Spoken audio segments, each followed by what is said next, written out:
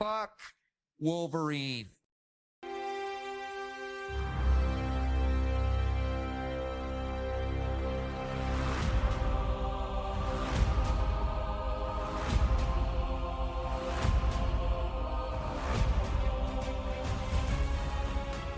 Welcome back, everyone, to another episode of Talking Smack, where we talk superheroes, movies, animation, comics, and much, much more. I'm your host, Josh Scar, and joining me, as always, is my co-host, Alex. Alex, how you doing?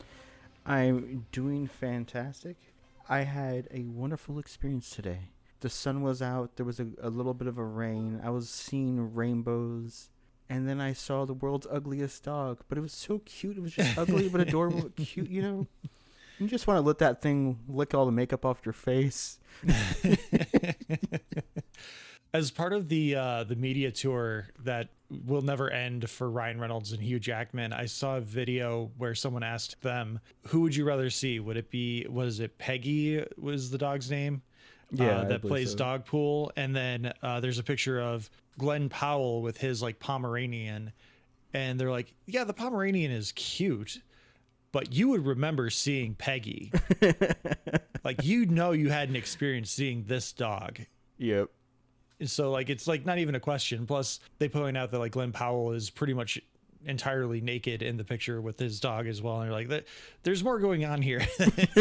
Like, the only thing we need to focus on is Peggy. There's nothing else that would take away from anything else going on in that picture. I agree. Seeing Peggy as Dogpool is something that is something to remember for good and bad.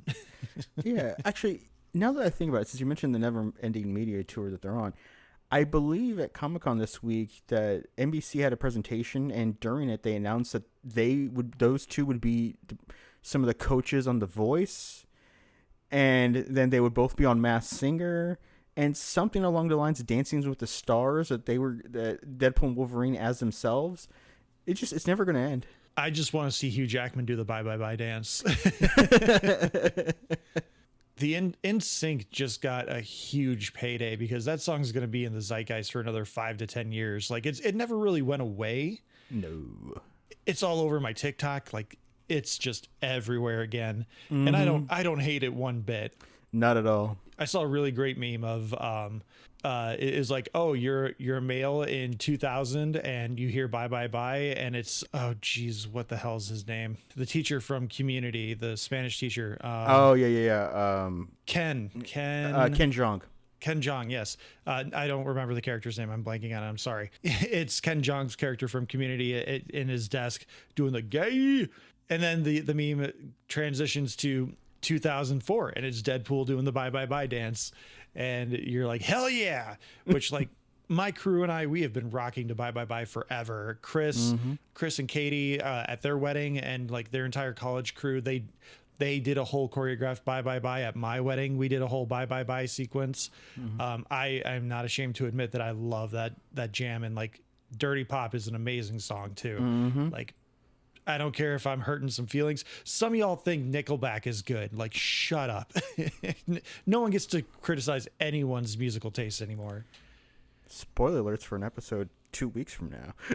Hey, I didn't do the mic drop, so at least I get it out now. Hey, Nickelback. Oh, they rolled out Nickelback to promote this movie too. That's true. That was awesome. And yet they aren't featured on the soundtrack, so, you know. It's okay. They couldn't afford them. I mean, if they really wanted to lean into, when there's a Deadpool and Spider-Man a crossover, they're going to roll out Hero. Oh, you yeah. know it. Oh, yeah. They're going to dance to it or something. I mean, Sony owns the rights to it, so it's not it's going to cost them any money. No. I do need to shout out, Alex. We made some new podcasting friends this week. We have friends? We made some new podcasting friends this week, Alex. Over on our TikTok, we had our friends Brooke and I believe it's pronounced Maria over at the Remake Hot Take Podcast. They followed us on TikTok, and I was like, oh, geez, what's going on here? Let's see who wants to promote our podcast now for a nominal fee. And no, it turns out they're a legitimate podcast. And I immediately just messaged you the moment that I looked at their TikToks, and I'm like, these ladies understand the assignment. Oh, they know definitely. how to do this. No, I burned through about like 12 of them, and I'm like, they know what they're doing. They got it going on. They are wonderful. If they want to collab, we will stop and listen. Brooke and Maria, you are welcome on anytime. And again, I did also offer to add them into our promo cycle. So you'll be hearing from them soon enough. But yeah, definitely check out Remake Hot Take. They're a wonderful podcast, Brooke and Maria. It's a really fun podcast, and they gave me a little bit of like, is it Jenny Nicholson or is it Nichols? Nicholson. They gave me a little Jenny Nicholson vibes. Like they're very dry wit, but funny and poignant. So like they make sense with what they're saying. And it's very good stuff. I will not besmirch them in any way after my initial hesitancy to like, oh geez, someone's following us on TikTok. Clearly it must be a bot. Nope, it's just a couple of wonderful podcasters that really like our names. So Brooke and Mario, welcome to the fold, and I hope we can touch base with each other very soon. But speaking of our podcast promo circle, we're going to go hear from Karen and Ann over at Sugar Coated Murders. And when we come back, we're going to talk about Deadpool and Wolverine. Hey, Ann Barner. Hey, Karen Beatty. We need a promo. You know, like where we talk about what we do on our podcast. On our Sugar Coated Murder podcast? Like how we love to bake and talk about murder? That's what we need to talk about. There you go. I think we've talked about it. Y'all find us on all your favorite listening apps. Stay sweet. And don't murder. Because if you kill people, we will talk about you. You don't want them talking about you, not unless you're friends with them, and then you want them talking about you, because they're the sweetest ladies. I got a chance to meet them a couple of years ago, and they treated me at dinner, which they didn't need to do. I could have paid for myself, but they took me to this wonderful little dive, and it was great. Before we get into our initial thoughts, we were originally planning on being a trio for this episode. I did want Scotty to join us because he is the biggest Deadpool fan I know, but unfortunately he was not able to make it. So I asked him to send me a couple of his thoughts just before anything else. And he said, the only thing that I have to say is this is the Deadpool movie I've been waiting for my entire life. Ryan Reynolds truly cares about the character, and you can clearly see the love and effort he put into it. And I mean, you can't look at these three movies and disagree with that. I think that this movie, especially looking at the tour and everything that they're doing, the media tour they're doing for this, like it's clearly a labor of love. And if you look at how long it took them to get this into production, and then they had the writer's strike and the actors strike, and all the strings that were attached to that, no pun intended, with all the NSYNC stuff. I just think that you can tell, even just in the promotional tours, that Ryan Reynolds specifically is so grateful to be able to do this with Hugh Jackman, who apparently is like one of his best friends ever. And they just have a connection because of what happened and transpired through X-Men Origins Wolverine. So it's really cool to see all of this culminate in a movie that I think is very fun. I don't want to say that it's a classic. I will get more into my thoughts here in a second, but I don't know that it's necessarily the movie that people expect it to be. But Alex, I'll let you kick things off with your thoughts. Want to be known that I'm a sad, sad man. I'm a sad panda. I was crying during the during the credits. And I'm sitting there looking over, and I glance over at Scotty, who wasn't there because he was not here tonight. And I'm like, Scotty, how can this movie make me feel like a child again? Nah, actually, I wasn't crying. It was actually a pretty decent time. I was laughing my ass off. There's some good stuff in this one. It's going to be a hard movie to talk about because comedies are hard to review because you want to talk about like the jokes, but you don't want to ruin the jokes for everyone. Yeah, Mystery Science Theater has a rule. Mystery Science Theater is a show from the late 80s, early 90s that comes back every science fiction. Yes. Double feature. They make fun of movies, and one of the things that they've said is that they don't like to choose comedies that failed because it's not their job to make the comedies funny. So, and it is very difficult to talk about comedy because comedy is very subjective. Sometimes it's topical, sometimes it's, you don't get references, and sometimes just jokes feel stale coming out the gate because you've seen them so many times in the trailers. But I was just damn impressed at this movie. The trailers really buried what was happening, what was going to happen in this movie. Like pretty much everything you get leads up into the second act. Like there's not much beyond the second act. Of course, they did the Marvel thing of editing around things. It's difficult to discuss in terms of like, well, it was just funny, so how do I, how can I not enjoy it? But there is one joke that audibly made me gasp, and it was because it was mean, it was vicious and hysterical. And God bless Hugh Jackman for letting that joke stand in that movie.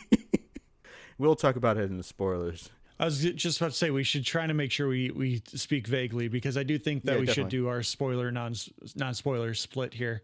I don't think it's a huge spoiler because it's the first act. I kind of clicked pretty quickly that the first act is pretty much a beat for beat rewrite of the Deadpool 1 first act, but they speed run a lot of the character stuff.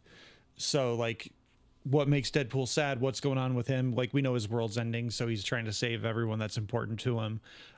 They just speed run all that because they anticipate that the audience has seen at least the previous movie, if not previous 2 movies, so they just kind of expect you to be along for the ride for what Deadpool's going for. But the end of the first act, when they're going through the Wolverine tryouts auditions to close out Act 1, that is just so good. They spend a good amount of time setting up the stakes with Deadpool before you get into the Wolverine stuff. If you haven't seen it already, but this is coming out on Wednesday, I'm sure if you're on TikTok, you have already seen all of the Deadpool bye stuff.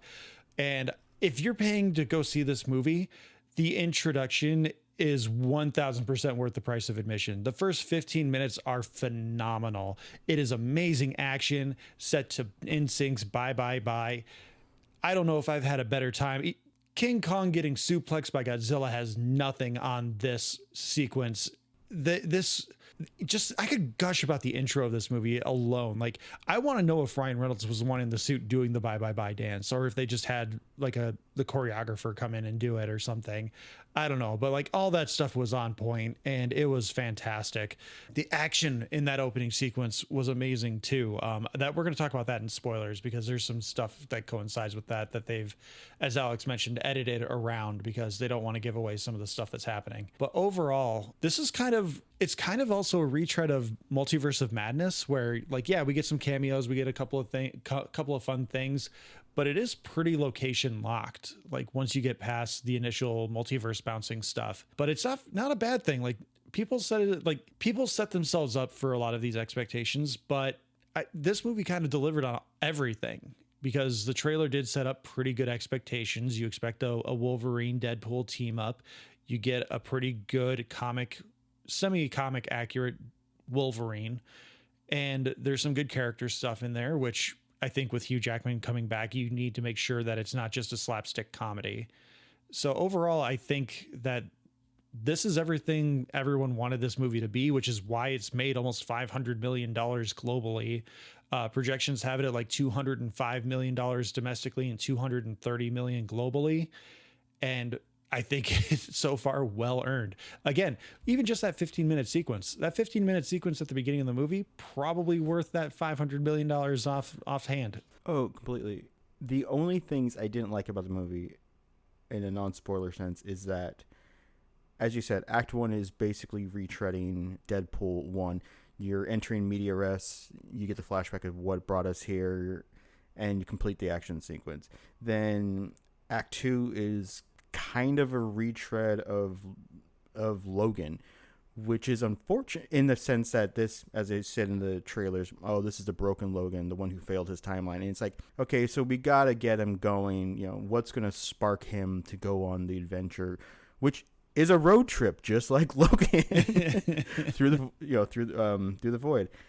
And then Act 3 is, it's standard superhero fare, but so that's the point I didn't like, is that I feel like the emotional stakes for both characters are retreads of their previous movies, especially Deadpool 2, whereas he's doing this for Vanessa because he wants to get back to Vanessa. That's the entire storyline of Deadpool 2. And this one is, well, I'm doing this all for the people in the picture who happen to be Vanessa. That includes Vanessa, but also weirdly excludes Zazie Beetz. Like where the hell was Domino in all this? Like I can understand, what is his name, Weasel? Was that Yeah, Weasel. what's his face's name? Like I can understand him not being there. Like they just won't acknowledge his absence whatsoever. But like why was Domino not there? Yeah, it's kind of weird that Domino wasn't there, but Shatterstar is. Yeah, exactly. Which, bravo for Shatterstar, who I think had a line and a half. Bravo to you for being in this movie, because I was like, oh yeah, Shatterstar, you exist still. That aside, this is not a movie that is a 10 out of 10 instant classic. It's changed my life. It is Marvel's version of, I don't know, Saving Private Ryan or some crap, something, something like that. However, it works as a very poignant messaging towards the Fox franchise, and going forward, I think that they are going to allow Deadpool to be what Deadpool should be, which is Deadpool should never quite be MCU, Fox, X-Men middle ground. Their character, it needs to be adjacent. He needs to touch the pole, the pond, but he doesn't need to swim in it with everybody else. I don't want to see Avengers Doomsday or Avengers Secret War with Deadpool suited up next to everybody fighting Galacticus or something. Yeah, I shared with you, I'm a weekly wackadoo, as the parlance within the Weekly Planet podcast fandom goes. And I shared with you years ago at this point, James and Mason were reading hate mail, which the entire segment was just from one guy commenting on their X-Men franchise video. And this again was like 5 years ago, 6 years ago even. I think it's just after Deadpool 2. And they were talking about like, where does Deadpool fit in the Fox continuity?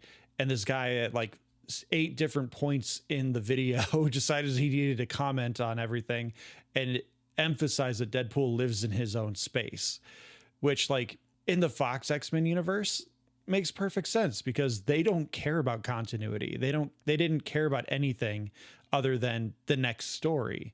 So if what happened in that movie didn't make sense for what was previously established, it didn't matter, because they were just moving on to the next thing. So like the guys over at Watching Stuff, they just finished doing a big X-Men run where they did Days of Future Past into Apocalypse into Dark Phoenix.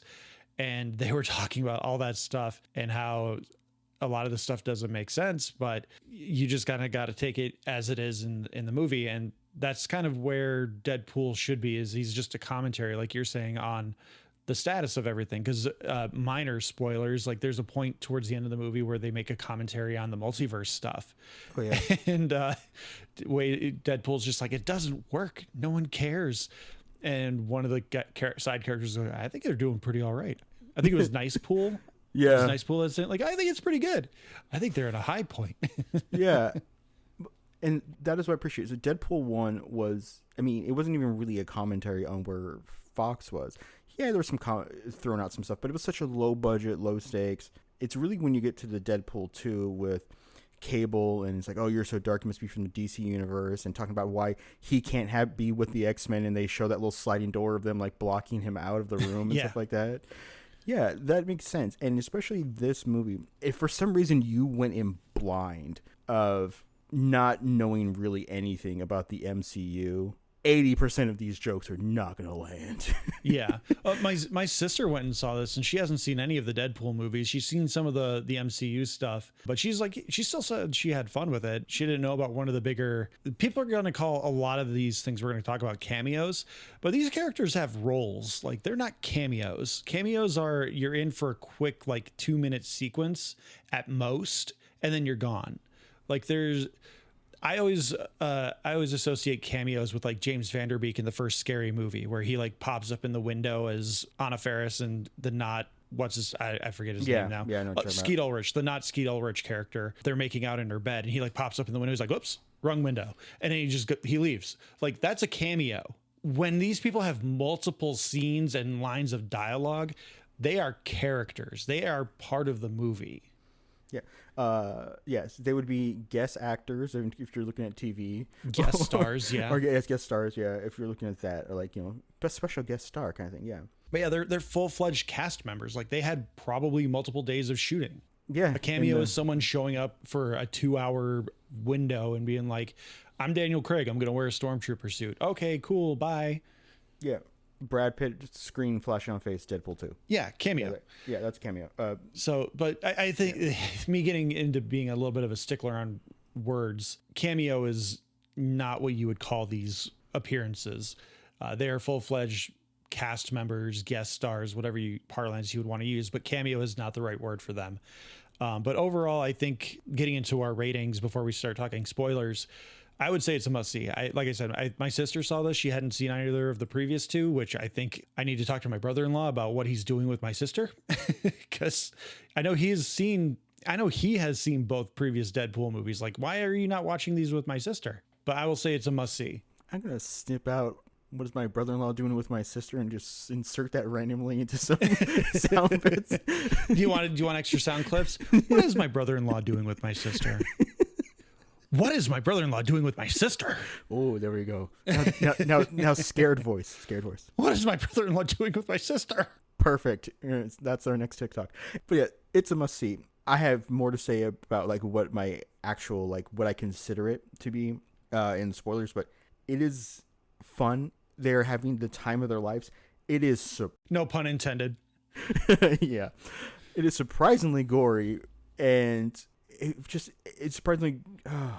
There's a little part of me that kind of wonders how they got away with some of the jokes. Like, why did they allow them? It's kind of reminds me when watching Tropic Thunder and how it's a big budget movie and they're just trashing the studio system and how actors act and how movies are, and that you realize that these characters are just paper thin caricatures and criticisms of movie stars at the time, and it's like, they let that go.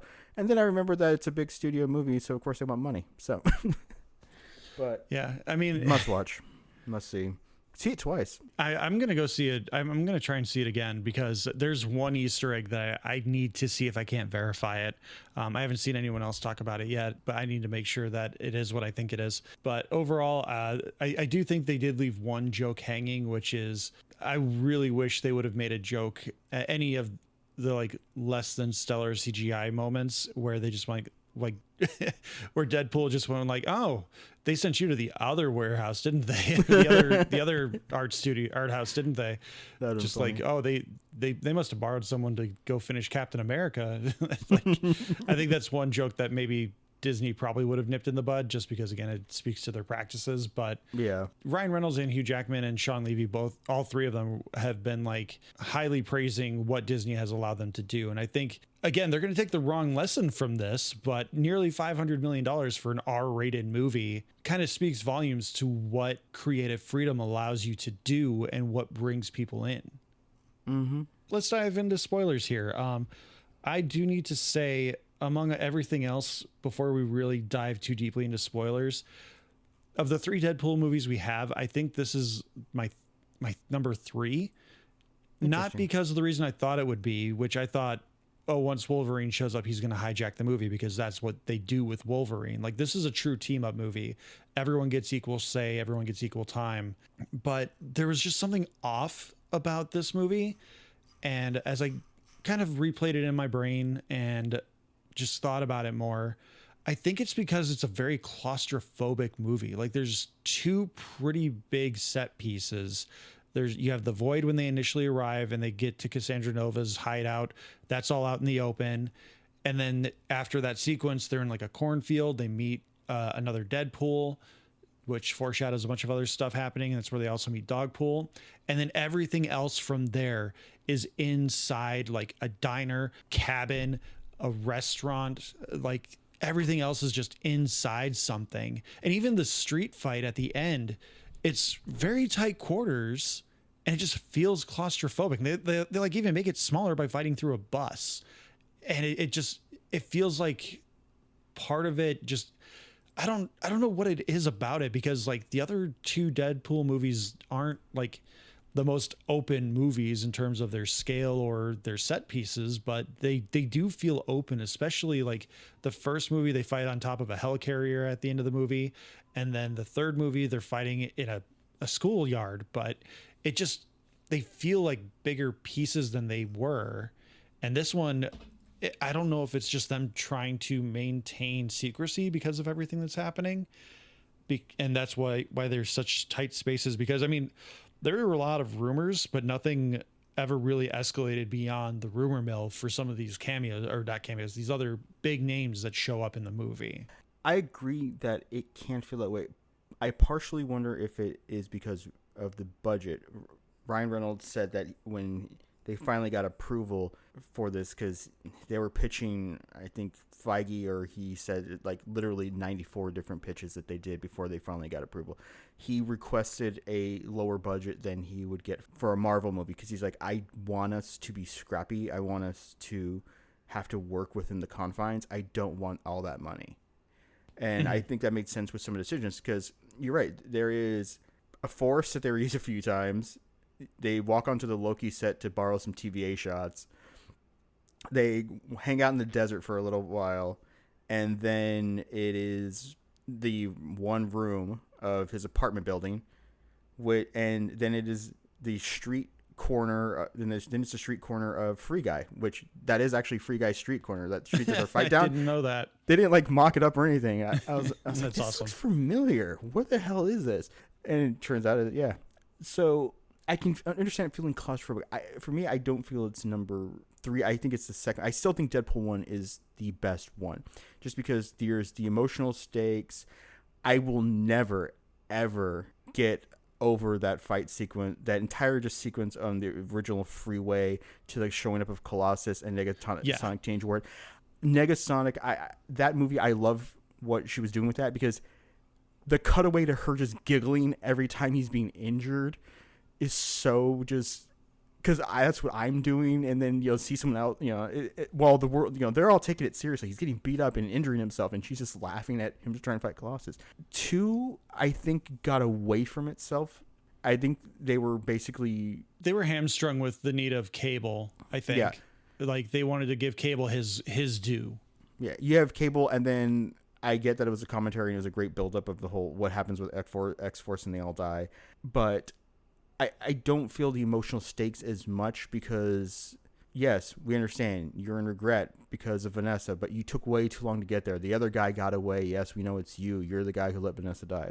I get all that. And it just felt rushed. It felt very quick. And I felt like we lost the satire and humor because they went so hard on the action. But this one, I feel like they blended it all perfectly. The action is fantastic. It is insanely gory. We get the Wolverine that we briefly get teased at the end of Logan, the full berserker rage, slashing everything in its world. And I straight up just laughed my ass off when I realized Blade is back. It is fucking Wesley Snipes. And it's a stupid thing. They have him do the line from the first fucking movie, which makes no sense in context, but it still made me laugh. Where they're fighting all these people, and he says, "Motherfucker, still trying to ice skate a bill." It's like, it's so dumb. It's dumb, but it's amazing that and I love that they shot this thing a year ago. And he still gets out the line, "I'm the only Blade and only ever will be Blade." Which makes me think like maybe all of these like Mahershala Ali stuff is like, oh, Ryan Reynolds did that line. We need to make sure like people are doubting whether or not this will happen just so that line lands. Wesley Snipes hasn't aged a day in 30 damn years. And I found out, because Blade came out in like 97, he is now he's held the acting role for longest superhero more than anyone else, because it's like 28 years.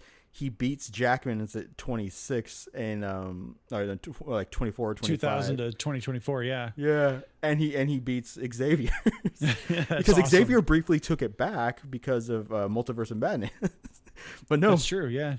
Blade rocks it. Blade owns this awesome role. That's awesome. To what you were saying about the differences between this one and like Deadpool 2, I think you hit a light bulb for me, because I think part of what worked for me in Deadpool 2 was I believed in his downward spiral that he was going through after Vanessa dies and he failed to save her.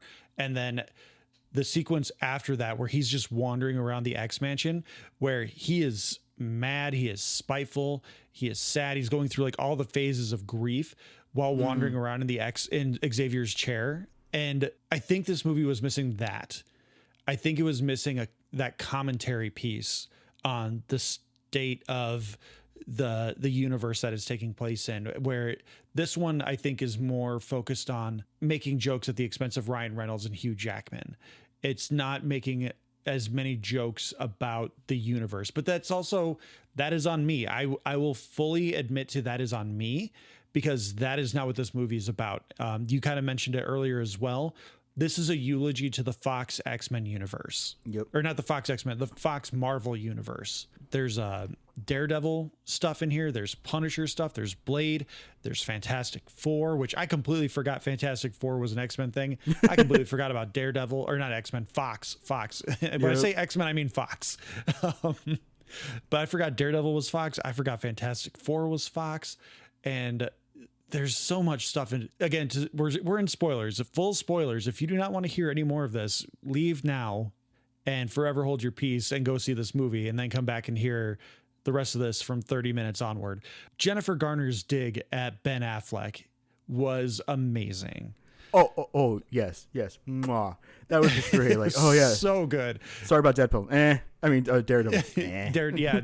They say that Cassandra Nova killed Daredevil, and Deadpool reacts. He's like, "Oh no, not Daredevil," and she just goes, "It's okay." And it took me a second to be like, why would she be okay? Oh, it's Ben Affleck. That's her Daredevil. Yep. And like, oh yeah, no, she would not give a fuck. Like, it's a great fourth wall break without doing a fourth wall break. Oh yeah, when they run into Nice Pool, which is just Ryan Reynolds without the makeup, and that suit, by the way, that suit is amazing. The long flowing hair. It's a great Power Rangers suit. Oh, it is. And what I love about it is that it has like all these like paneling sections, and there is a very prominent bulge panel. Yep. Which looks like somebody polished it to draw the eye. But yeah, but he says, and they're like, and Nice Pool says something along the lines of like, "Oh my gosh, Wolverine, we don't normally get these here." And then Deadpool goes, it's like, oh yeah, he's actually wearing a suit now because he got divorced and like lost his mojo or something like that. It was a quip about him wearing a suit versus being shirtless. And I was like, oh shit. Like, I hope they asked Hugh Jackman permission before that quip was made, because that divorce was happening while they were filming. I would assume so. Like, Hugh seems to be in pretty good spirits about everything. I mean, it's a Hollywood divorce. Like, they were probably separated for years before then anyway. Yeah. But overall, I like Cassandra Cain as the villain. Wait, her name's Cassandra Cain? I thought it was Cassandra Nova. Cassandra Nova. Yep. Okay. Yep. Cassandra Cain is Batwoman. But yeah, I thought Emma Corrin as Cassandra Nova, charismatic as hell. And I think if I hadn't seen the trailers, and they ruined, again, the trailers they do this too many times with the trailers, because that fake out where you think it's Professor X, or they want you to think it's Professor X and it turns into Cassandra. I think that is something that was a trick that was missed. They spent too much time showcasing the bald person doing the timey-wimey stuff. And if they had left that aspect of the plot vague and they never revealed Cassandra Nova, I think that would have been a huge twist for people. Like, oh, female Xavier. And then you get the backstory on everything, which her comic book origin story is wild. They kind of touch on it, but like in the comics, if I remember correctly, Xavier's mutant powers are like already like kind of active in the womb, and he recognizes how dangerous she is, and he kills her in the womb. That explains why she was like, yes, so in the womb, I decided to strangle him with the umbilical cord. I was like, okay. If I'm remembering Go on. correctly, it could be a multiverse thing where she did kill him in the womb and she was cast out into some kind of thing. I can't fully remember, but I do know that is relatively comic book accurate, where one of them killed the other in the womb. Mm-hmm. Oh, I forgot. Josh, if you would hit the applause, please, because I have to congratulate you.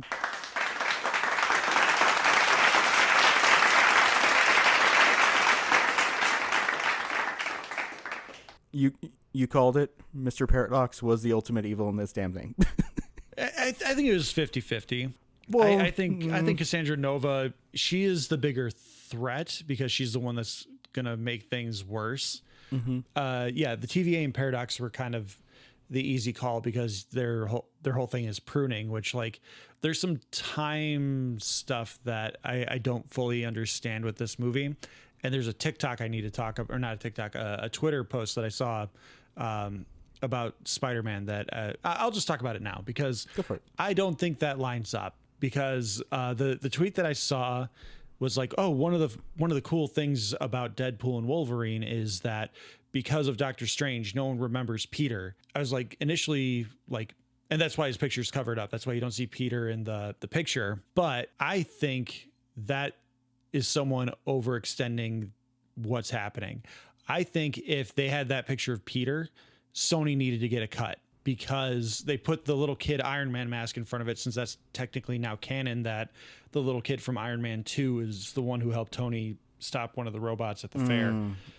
So they put that little helmet in front of Peter's picture in the photo that plays a role in Endgame. But technically that scene takes place in 2018, shortly before Infinity War.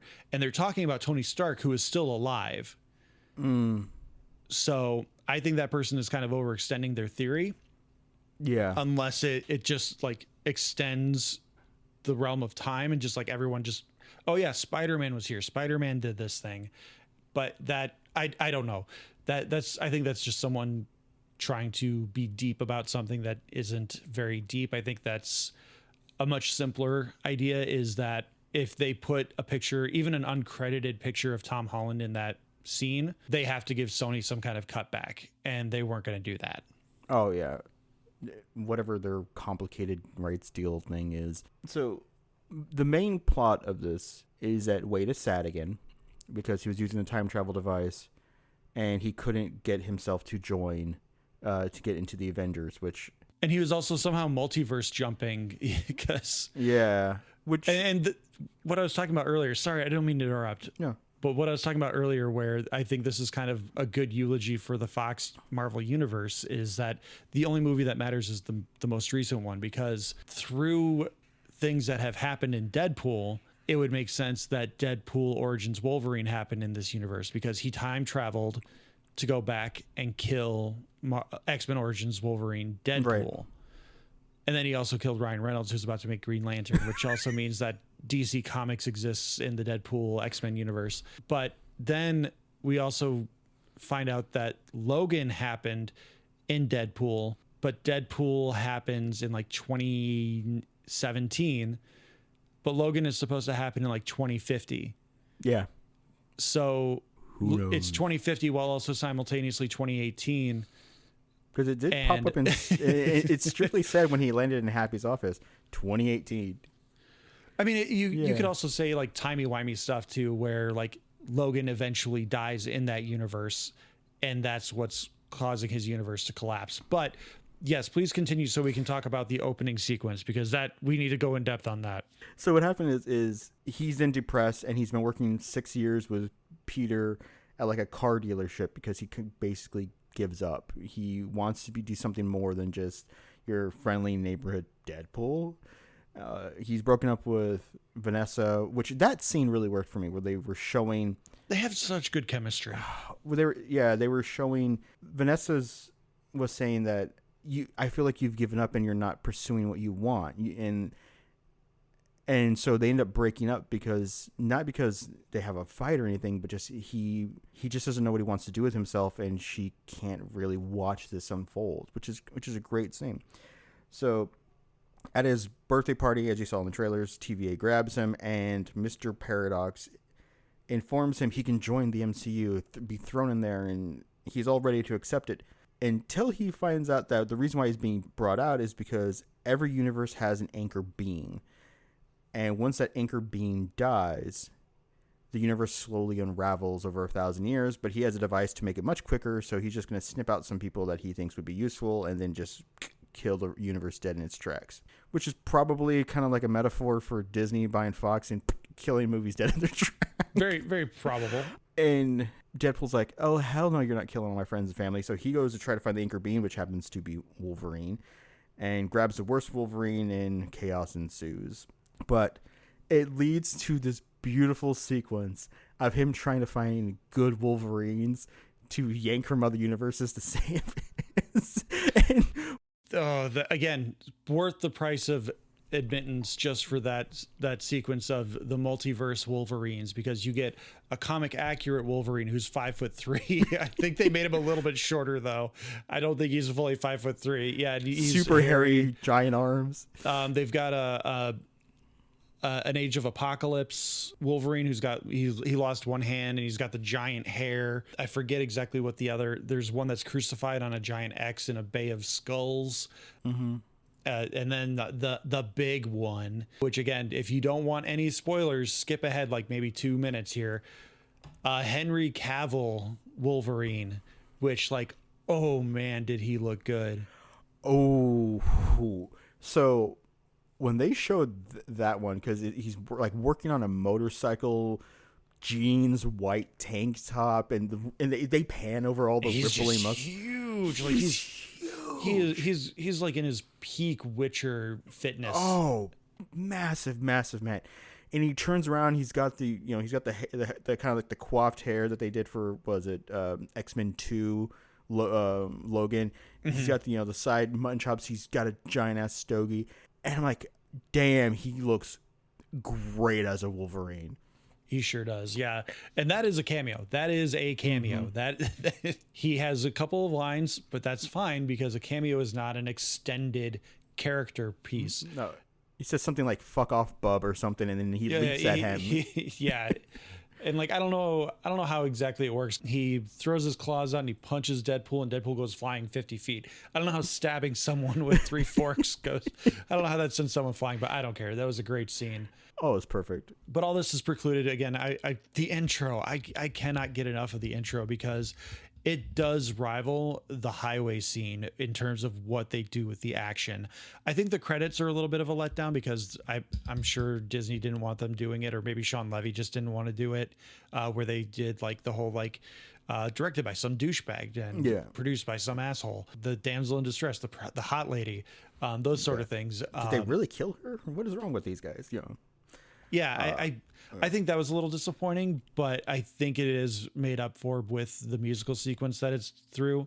And they do the intro where he's walking up to Logan's gravesite from the movie Logan, and he's like, how do we do this without disgracing his legacy? The answer is we don't. And he just starts digging. Yeah, because he firmly believes, he's like, that's not how regeneration powers work. He's still alive in there. And so he digs up and then keeps going until you hear a nice dunk of metal on metal. And it cuts to him with the corpse that is just adamantium with a little bit of flesh on the face. He's like, okay, I guess that is how it works. And then the TVA shows up and they tell him, like, put your weapons away, throw them down, and we're going to take you in. And he's like, oh, I'm not throwing away my weapons, but you're about to be in a world of hurt. And he uses every piece of that adamantium skeleton to destroy the TVA agents that show up. Oh, and it is amazing. And when the title card shows up, where the last thing that they do is they have him like use the tendons that are left on the arms to put the adamantium claws on him. And he whips the claws out and he's in the Wolverine stance. And you see behind him Deadpool and Wolverine, and then it cuts to like, oh yeah, I bet you wonder how I got here. But it's intercut with sequences of Ryan Reynolds doing the bye bye bye dance, or Deadpool, I should say. I don't know if Ryan Reynolds actually did the dance. I would love to know if he did, because that needs to be recreated instantly without him in the suit, because it's so good. And again, you will have seen it on TikTok at this point if you have Deadpool in your algorithm. And it is just so over. He immediately lets you know the movie's not sanitized by having that action sequence be the intro, because he's cursing a lot. Like, I swear he had like a fuck per minute like minimum that he had to get in there. Yes. He and Jackman are just like saying fuck, everything is fuck this and fuck that, and what the fuck. And then he's using bones and tendons and ribs. That he uses the spinal column as like a mace at one point, and the TVA agents are just exploding in blood and viscera, and and he's stabbing them through the legs and the crotch. And at one point, he gets the claws stuck at one guy's rectum and another guy's rectum, and he's trying to pull them free, and they're begging for death. Well, one of the guys is like, "What the fuck is wrong with you?" And he's like, "Sorry, Wolverine claws are really hard to control." That is a highlight, and you start off, and I'm just laughing as it just gets, they build to the absurdity. And what I love about it is that while they are cutting to him like randomly dancing like somewhere in the forest while this is all happening, while he's singing and doing the whole full dance, the action looks beautiful, and they're holding on to it. You're seeing obviously the fake blood, CGI blood flying everywhere, but they're dumping gallons of it. I guess thousands of pixels of it everywhere. So that's the shtick, is that when they go through the montage of cameos of Wolverines, is that they all immediately attack him because they want them to shut the fuck up until he finds one that actually lets him talk, and it's the worst Wolverine ever. Yep, and which the trailer reveals all that. Like, he was too proud to be an X-Man. Like, he was always around, but he is never involved. And so, like, he wears the suit as like a sign of shame and a sign of remembrance for his fallen X-Men. Yeah, because they all somehow got massacred in one night, and then he, in his rage about himself and his depression, he then went on a murderous rampage, and as they would say in Attack of the Clones, I killed them all. Not just the men, but the women and children too, apparently. Yeah, he went on a big murder spree because his universe did a big racism. Yeah. And like, he's not unjustified. I do think the heart of this movie, which is why I want to see it a second time too, is I want to go in with the right mindset.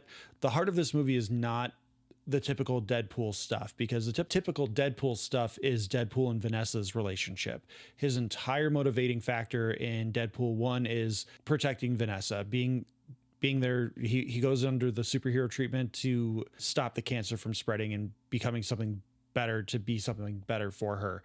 She dies, and he in Deadpool 2, and he wants to again be better and do something to rectify his mistake of not getting that last guy. And that's part of what his deal is with Russell. And then in this one, it's a eulogy for the Fox Marvel universe. It's not fully a Deadpool movie in the sense that like Deadpool's not necessarily going on an arc. He is there to serve a purpose. And I think that might be where I'm at, because his character really stays in one point. Yeah. And he's Deadpool. Like, he breaks the fourth wall, he cracks jokes. What character growth does he really have? Like, you watch the movies and he has character growth. But in this one, he is pretty steady in where he is. Like, he's ready and willing to team up with Wolverine. He's ready and willing to save his universe and do whatever it takes. Nothing that he does is extraordinarily surprising. You're there for the dialogue, and you're there for the team up. And I think that's absolutely fine, but you can't go into this movie with the thought that I was going into. I didn't walk out of this being upset about anything. I felt something was off, and having this conversation and having sat on it for a couple of hours, a day, I think that's kind of where I was at. I didn't fully understand what the expectation was for this movie, and that, knowing what it is now, like, that's why I want to go back and see it a second time, is I want to have that mindset of that Ryan Reynolds was saying goodbye to an era of his life with this movie, with saying goodbye to Fox and just the challenge that it was to get this movie made. And there's even an amazing there's an amazing character appearance in this with Channing Tatum as Gambit, which I think that mirrors what he did with Deadpool, because there's a really great line where he says, like, I don't even know if I was born. Like, I was just here one day. Yeah. And it's because that his movie never got off the ground. Like, and God damn you, Ryan Reynolds, because I hate Gambit with a passion, but you made Gambit so fun in this movie. And like, Channing Tatum, props to you too for just like going balls to the wall nonsense with it.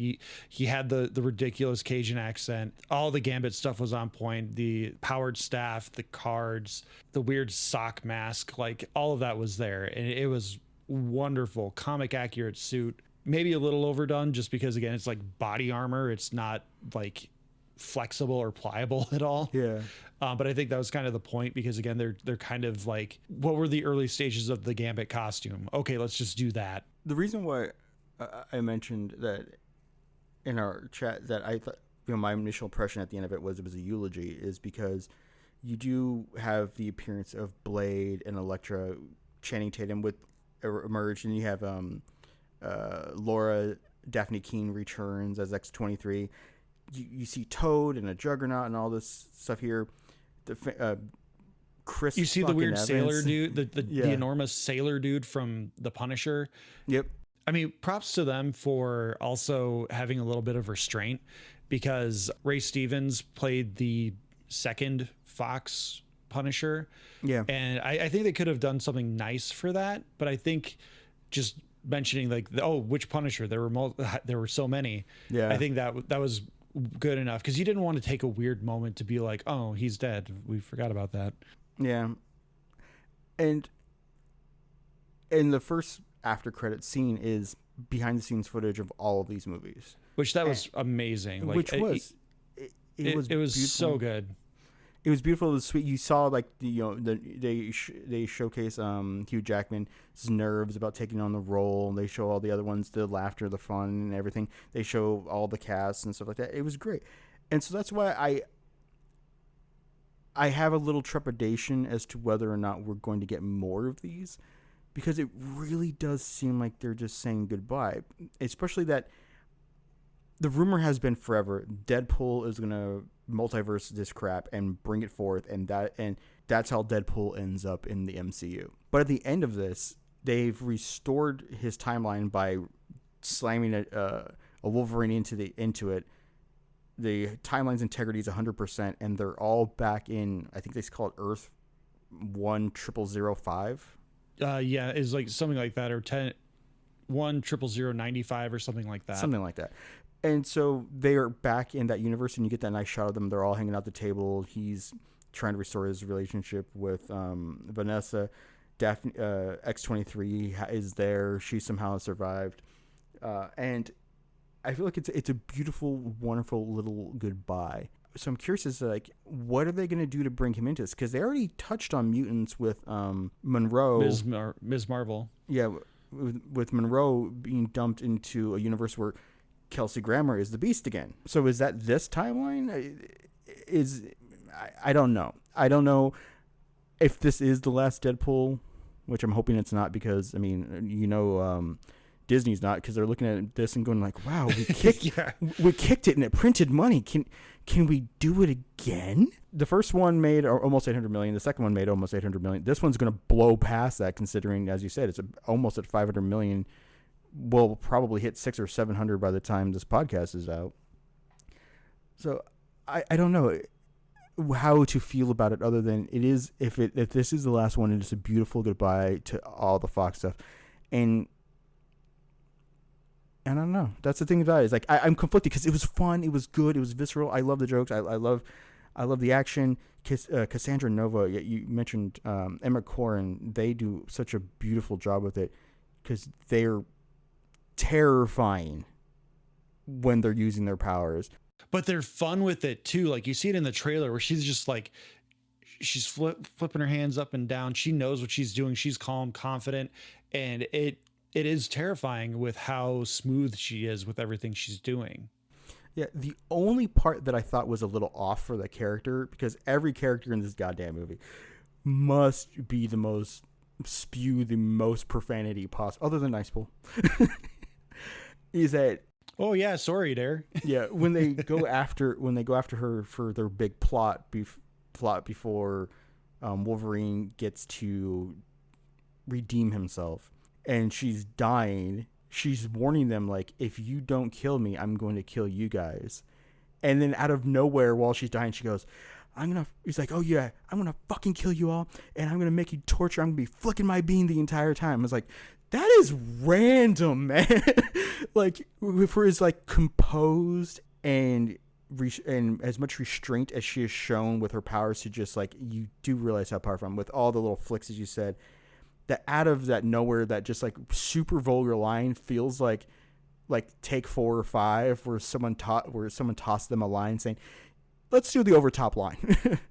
Because it was just, and they never go back to it again. It was just that one comment. And I was just like, that's, That's weird. I can see that. Yeah, that one was a little out of place, and maybe that's another thing that's like a little off with this one is like, yeah, they start off with the pegging line that we saw in the original trailer, where like, oh yeah, pegging's new for Disney, wink wink, nudge nudge. It is mostly referential humor, and like there's not a lot after that. Once they get to the TVA and they do the HR joke, like there's not a whole lot of sexual commentary on with their jokes, which like that's fine, you don't need to go that grotesque, but like that one did feel like it came a little bit out of nowhere, like whoa. The movie ends in a massive Deadpool fight of all the variants. Cassandra Nova wants to basically use the Time Ripper to end all timelines except for the Void, because that's where she's been thrown to, and she was content with it until the TVA fucked up their deal. And so it ends with this massive fight. But at the end of it, once that's all resolved, we'll talk about the fight in a second. Because you mentioned the HR thing, and this popped in my head after.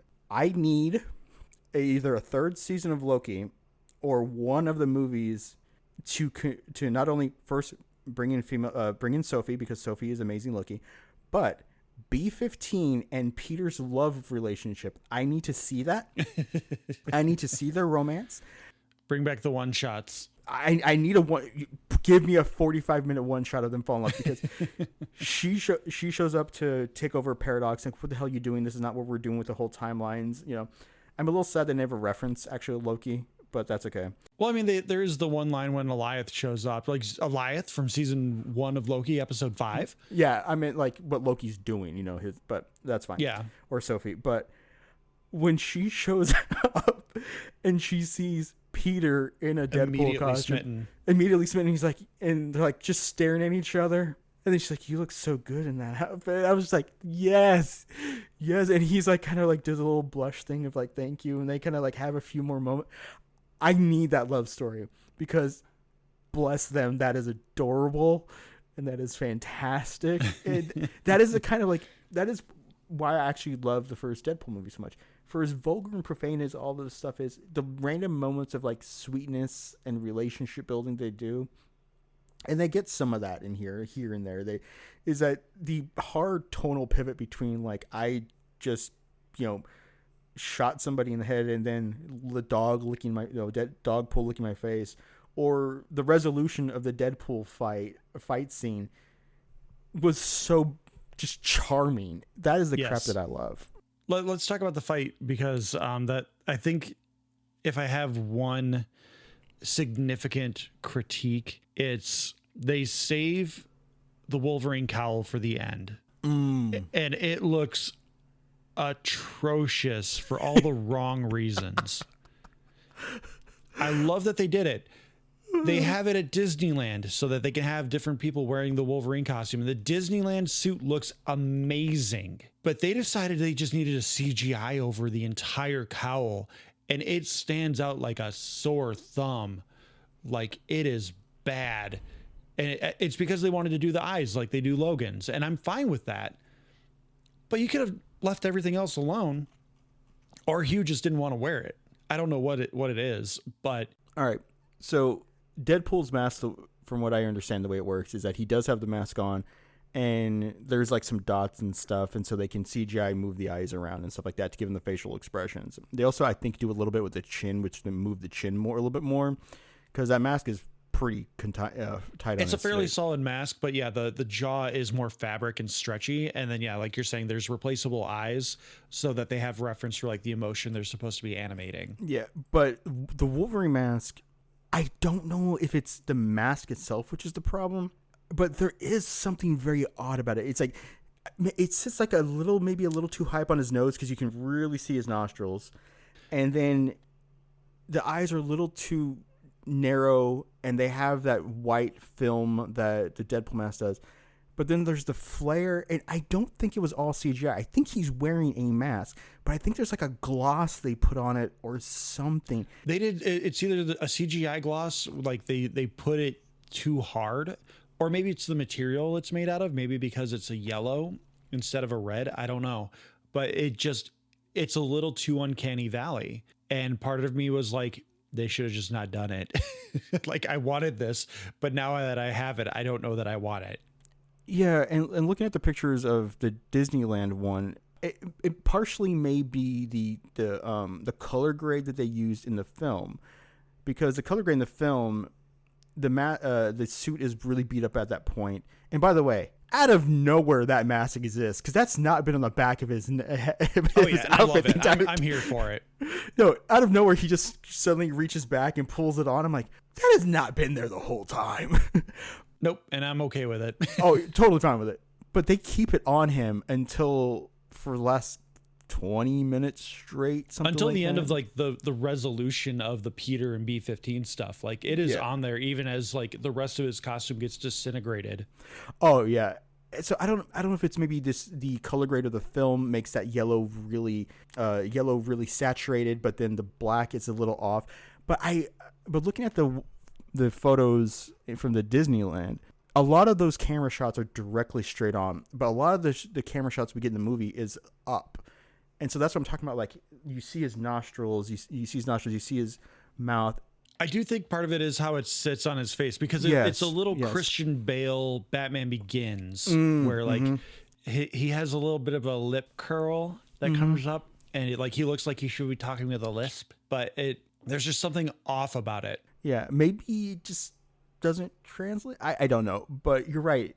Especially some of the side shots where like he kind of turns his head a little bit and they're trying to get that big wing out of the way. But I think that's where I think that's why I think it's CGI'd, because they're trying to give more emotion in like the upper cheeks, because it cuts off like you're saying, like right at the top of the cheeks, under the nostril. And I think they're trying to give too much emotion in everything else, because Deadpool, you have that benefit of the eye diamonds, where the black part of the eyes, where they can grow and expand with the white part of the eyes. But Logan's mask is a little different. It's so harsh. It's just harsh angles. And I think you don't need that. Like, I think what they could translate the white with the eyes pretty well. And I think but there's no need to be translating emotion with such depth on this mask, because there's 90% of when he's wearing it, it's an action sequence that you're focused on him anyway. You don't need anything else other than just the grimace on his face, the snarl in his jawline. Yeah. I have to say that because you're talking about like the end, they do the power of love, friendship thing to help save the world, which causes his suit to basically disintegrate, Wolverine's suit to disintegrate. So you get that rippling muscle perfection of him working out again. Of course, Deadpool's suit's just perfectly fine. But I love when he comes out, the whole like reveal that they're alive, and he walks out and he's still just like all veins and muscles. Everybody in the room's like, oh. And he's like, can you get him a jacket or something? Enough oogly. And they toss him a TVA hoodie to put on. I really appreciate that aspect of the film, and I don't know. My ranking has to go Deadpool 1, just the low stakes, the emotional romance of it. Morena Baccarin. She and Ryan Reynolds just have beautiful chemistry together. And if we get another one of these movies with Deadpool, Vanessa and Negasonic and Colossus have got to have larger roles. And Blind Owl had about as big as a role as she normally has, which is great. But I swear, Negasonic's like screen time keeps decreasing as Peters lifts up. I feel like Yukio got more screen time this time, because I'm pretty sure she at least had more lines of dialogue. Yeah, because whatever's going on between like Deadpool and Yukio, charisma is fantastic, because I just love that he's like apologizing to her and she just perky like that. The actress is fantastic at just taking these little moments. She plays that bubbly real well. Yeah, Shiloh Katsuna. Yeah, her bubbliness that she can just turn on is just fantastic, especially the little moments of, I don't know. I want the next one to be a little more grounded, to have these characters that now for 2 movies have had some sidelined disservice as plot points to get full roles in the next one. I don't know if we're going to get that though, because who knows what Disney's going to do, but Jackman and Reynolds had a fantastic time. Just, I'm assuming, saying goodbye to Fox. Yeah, and I think we can talk a little bit about the Deadpool fight at the end, but we are past our hour point that we like to stick to. The other Deadpools are a lot of fun. I do like that they the death of Nicepool plays off really well with one of the other roles we haven't really talked about, which is Chris Evans returning as Johnny Storm, which is like one of the longest standing rumors for this movie. And he plays like a fairly significant role for the first like 10 minutes of the second act. I like the juxtaposition of they play up Deadpool as the reason Johnny Storm dies. And then he just stalls for forever to let Nicepool die. And then at the end in the post credits, he's like, I'm tired of being accused of shit that I didn't do. And then we get this profanity laced monologue from Chris Evans about all the things he hates about Cassandra Nova and what he wishes and hopes happens to her. Oh yeah. And that's what Deadpool said, and what everyone's like, dude, why are you putting words in his mouth? And another reason I need to go back and watch is I need to watch it for what Wolverine is telling Cassandra before he plays this up, because I want to know what the reactions are. Where is he playing it more like, stop saying this shit? Be like, yeah, we know that's what he said, but like, we kind of need this guy. Or do they pull a misdirect and they're not worried about continuity, and he's just like, he never said that, what are you talking about? Yes, the reveal of Chris Evans not being Cap, which they totally tried to, because that first like behind the back shot with like the arm and you see the red and blue like going down his arm, I was like, that guy, which Cap was this? And then flame on, it burns away, and I'm like, holy shit. Which I had your reaction, which is, that's right, Fox did produce Fantastic Four. Yeah, they bait and switched really well, because the cameo or the Easter egg that I'm thinking of, I'm pretty sure when they first land in the Void, you see the Hydra Captain America's shield from the comics. You do, which is like, it's like the old kite shield. I'm pretty sure that's what it is. And so when he showed up and Deadpool's like, oh, we're about to get some of the good shit here. Like, this is just the man. This is the leader of leaders. He's going to fill your patriotic butthole with red, white, and blue.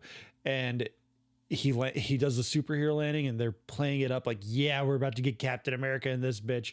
And then it turns out to be Johnny Storm. Like, it's a great bait and switch. But I was like, is he going to say Hail Hydra? Like, are they going to do the Hydra Steve stuff that, like, this is all you're going to get, nerds? And I was hoping that was it, but then they bait and switched me, which I think it was a better payoff with it being Johnny Storm, and then just allowing him to just go on these profanity laced nonsense. Oh yeah. And you saw the helicarrier, one of the helicarriers in the background, and for stuff like that. So they really leaned into that. It was great, especially since like one of the first things he says is a curse word. Yeah, he calls them dick bags or something. Yeah, and he goes like, Yeah. Where do you think, based off of the resolution of this movie, I mean, we're going to get another one in a few years, probably another 3 to 5 years.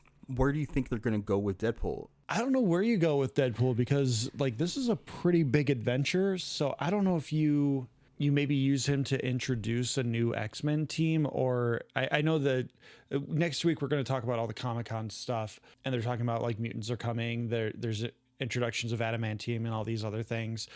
We need to see, really, we're in a holding pattern as far as storylines go, because we need to see what's going to happen in Secret Wars, because I do think that there is a Secret Wars tease that's going to happen, or that did happen in this movie, that will happen again in Secret Wars. I think that's something that they might have filmed already. But overall, like, I have no idea where they go from here. Like, if this is Ryan Reynolds' send off to his Deadpool, I'm largely okay with it, because he did get to go out doing a movie that he's been hoping to do with a Wolverine team up for forever, a proper Wolverine team up, not what we got in X-Men Origins Wolverine. But they've also come out and said this is not technically Deadpool 3. This is a new movie that they pitched to Marvel once Hugh Jackman came in, and it's not a full-fledged Deadpool movie. It's a team-up movie. So there's a bunch of stuff that's kind of up in the air with what actually is and isn't part of this franchise right now. But overall, I mean, I think this is kind of what Marvel needs to focus on, is like, yeah, this is a universe world saving kind of film, but it is still pretty small scale in terms of what happens within the film. And I think that's where Marvel's kind of dropping the ball with a lot of this. And we were talking about this before we started recording, where Marvel had a pretty clear path into what they needed to do to be successful in this post-Endgame Marvel landscape. And for whatever reason, they decided, like, no, we're not going to build towards the next Avengers team. We're going to just do a bunch of stories that expand the world more and just show what everyone's doing post-Endgame. And that's not what we're here for. Like, this isn't the comics where you can take a 5-6 issue break, tell a smaller scale story, and then ramp up to another big one. People are expecting like continuous ramp up. They're expecting something building towards the next big thing, and they just did not get that assignment for some reason. And I don't know how you don't go, a new young group of people are inspired to become the new Avengers, the young Avengers, whatever you want to call them. And then they get to do an Avengers mission and they save the day. But then we make a young Avengers 2, and they drop the ball. But then it becomes an Avengers team up movie where the big Avengers show up and they're like, wow, you guys are doing great work, but let the grown-ups take place, and like they combine their powers and they save the day. And like that's where they should have been leading up towards Secret Wars. Instead, it's just been these weird one-off movies that again continue to showcase like, oh, see how all these are connected? We're referencing things, but they don't lead to anything, and they haven't been leading to anything, and there's no real cohesive narrative to anything. They tried to do it with Quantumania to build up towards the multiverse saga, but we all know what kind of happened there, which go back and listen to our Quantumania review. I talked with Aaron from Watching Stuff, as well as listen to our I Have Some Notes episode where Alex and I joined the I Have Some Notes fellas, and we rewrite Quantumania into a more palatable film. All good stuff. Our Loki season 2 review. Yeah, lots of good stuff. So definitely, do us a favor and go back and listen to those things, and check out those other podcasts. But I really don't know where we go from here because the MCU has been so unpredictable. And like, we'll talk about it next week with some of the announcements that are going on, because Fantastic Four is clearly still part of like the multiverse stuff, which I've seen the leaked trailer, and where are you going with any of this? Because it makes no sense. Like a retro futuristic 1960s, and what it looks gorgeous. Yeah, but all this stuff feels, I'm going to talk about this again next week, so I apologize to anyone coming back next week and hearing this retread, but it all feels very short-sighted, and just like they're trying to take shortcuts to get us to ramp up to something that previously they were able to spread out over the course of 10 years. Now they're trying to condense it into essentially 2024 into 2026 and 2027, with Doomsday going into Secret Wars, because everything else they've tried since the end of Endgame, none of it feels connected in the same way. And it's just bizarre. And we'll never get answers because Disney will never let us see the behind the scenes stuff. But I would love to know some of the stuff that's going on back there, that just like, were there too many cooks in the kitchen and Feige wasn't allowed to just have a moment to breathe? And that's kind of what we're talking about with Deadpool and Wolverine, where Ryan Reynolds went in with 80 to 100 pitches and they just could never settle on something until Hugh Jackman got on board, and they're like, oh, Deadpool and Wolverine, like, okay, let's do it. And a standalone story that still you can have Easter eggs and other things that you're like, yeah, okay, I see where that's going with this in going into Secret Wars. Because I don't think you're going into Secret Wars without having, at the very least, Hugh Jackman, Ryan Reynolds, and maybe Tobey Maguire and or Andrew Garfield, along with the mainline MCU people. So one of the jokes that this movie made is that they show something happening in the not too distant future of Deadpool all beat up, his mask ripped open, and he's bleeding out, and Thor is crying in anguish while cradling him. And he says, what was that? He says, oh, no, nothing's from the future. You don't know about that yet. And then they reference it like later on again. Like, what was like once why or was twice Thor crying? And Deadpool gets knocked out a few times, and he makes Thor references. Like, I think one of the last times he wakes up, he shoots up and he just goes, God of Thunder. Yeah. I'm hopeful that is not a. I mean, if that is a freaking joke and they don't clear it off, I'm gonna be pissed. But that is something I wouldn't mind seeing buddy comedy matchups. You know, do it like Abbott and Costello in the 40s. Every few years we get, you know, Deadpool and Spider-Man, Deadpool and Thor. You know, do a jokey Deadpool core. I want him to be adjacent to the MCU. I do not necessarily see him landing in Secret Wars as one of the big guys fighting. I don't even know who the heck is going to be the big guy. I mean, it would have to be Doom unless they're taking from the 80s Secret Wars, which that would be the Beyonder, which again that would be a ridiculous pull if anything. But there's enough stuff from the Hickman run with his Secret Wars that I think that they can make a pretty awesome movie out of it with what they have in the MCU. But yeah, just bring Reynolds back a few more times. Let Hugh Jackman ride his Wolverine train until he's just like, I can't deadlift anymore, guys. I'm done. 3 times a gym in the week with, you know, eating only chicken. I think Secret Wars is a good opportunity for him to check out again on a high note. He gets to have like 3 or 4 MCU adventures. Yeah. And then they recast with the universe reset. I think that makes perfect sense. I do hope that's a tease and a foreshadow for what's coming in Secret Wars with Thor and Deadpool, because I think Thor works best as the straight man, where he's just not accustomed to what's going on Earth, because that's where he worked best in Avengers. 2012 is when RDJ is throwing pop culture references at him and he's just like, I don't get it. What's happening here? I mean, one of my favorite jokes was the whole like, he's my brother. And they're like, he murdered like 5 up.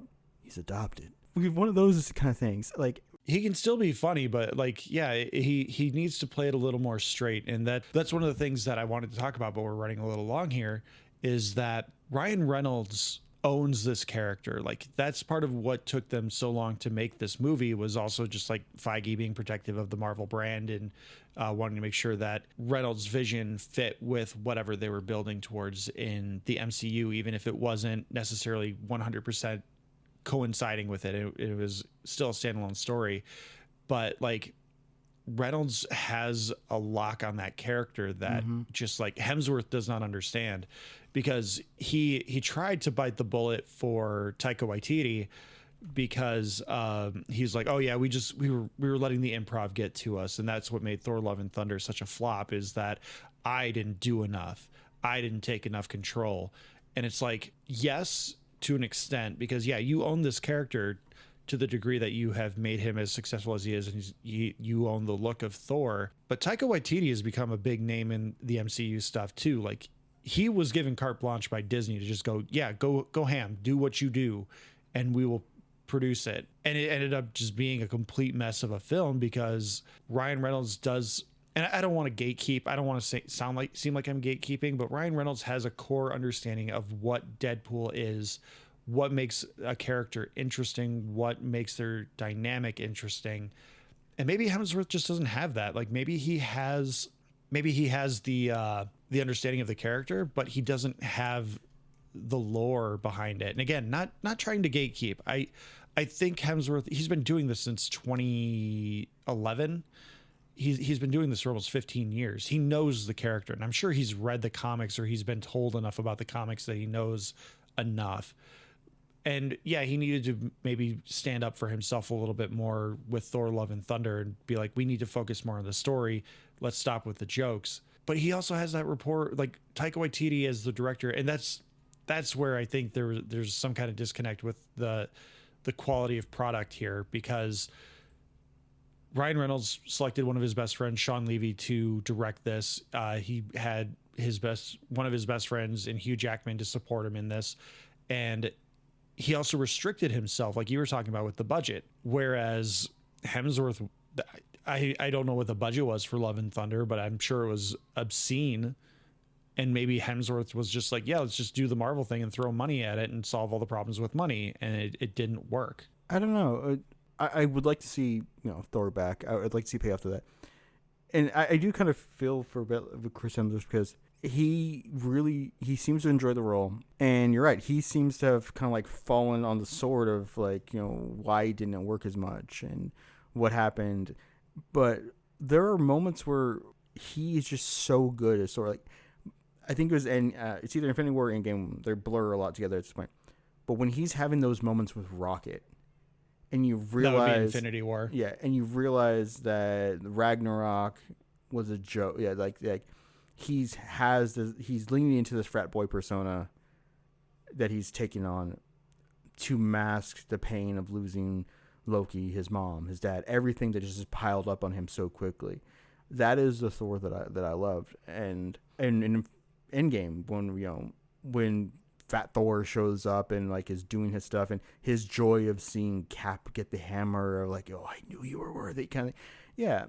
Is he going to be recast? Probably. I mean, Lord knows most of these people will be recast by Robert Downey Jr. eventually. But who knows? I want more Ryan Reynolds. I want payoff. I don't want to see Deadpool fighting Doom. Unless, of course, they go super meta and he's like, anytime his mouth is moving, they just put like a little censor box on it. So you only get like every third word, like Lois from Family Guy, kind of that scene where Peter and Lois. Yeah. Yeah, I still think my gag, the gag that Scotty and I created years ago, would be a pretty good one where like he tries to drop F-bombs, but like just some environmental thing happens and the ADR in like a bus going by or like a loud bird scream. And he's just like, I know it's fucking you, Feige. Yeah. So we'll see. I'm hopeful. That's my thing. But yeah, Deadpool and Wolverine, good stuff. Yeah. So with that, we're going to get heading out here. Alex, who's doing our remix this week? Oh, you're going to be excited. It's Rob Simonson. I don't know who that is. Oh, they've been on a streak. They did the music from The Whale, Ghostbusters Afterlife, Deadpool and Wolverine. The music you heard between all the pop songs, that was them. There was music between those things? Apparently, I was surprised to hear that too. I thought you were going to go with Gojira with the Olympics and everything. Oh, man, that was amazing. I am an expert at dressage, cross-country, eventing, handball, and French politics now because of the Olympics in the last 48 hours. Marie Antoinette reference. But did you understand what that Gojira is actually? Godzilla? Yes, I did. Oh, okay, then you're caught up. All right. Don't forget to join our Discord so you can join in on all this conversation. Like I said, next week we're doing San Diego Comic-Con. Hit us with your most hyped things because there's some good stuff in there. Follow us on all the social medias at Talking Smack Pod on Blue Sky, Instagram, Threads, Hive Social, Facebook, YouTube, TikTok, Lonnie's website. Email us your thoughts, questions, reviews of your movies, TV shows at tsmackpod@gmail.com. Thank you to Leo Allen for musical themes, Beppo for our original avatars, Retro Rail Studios for our Ricky avatar. Please like, subscribe, rate, review on your podcatcher of choice. Don't forget to check out our new friends, Remake Hot Take. And most importantly, thank you so much for listening. Alex, thank you so much for being here.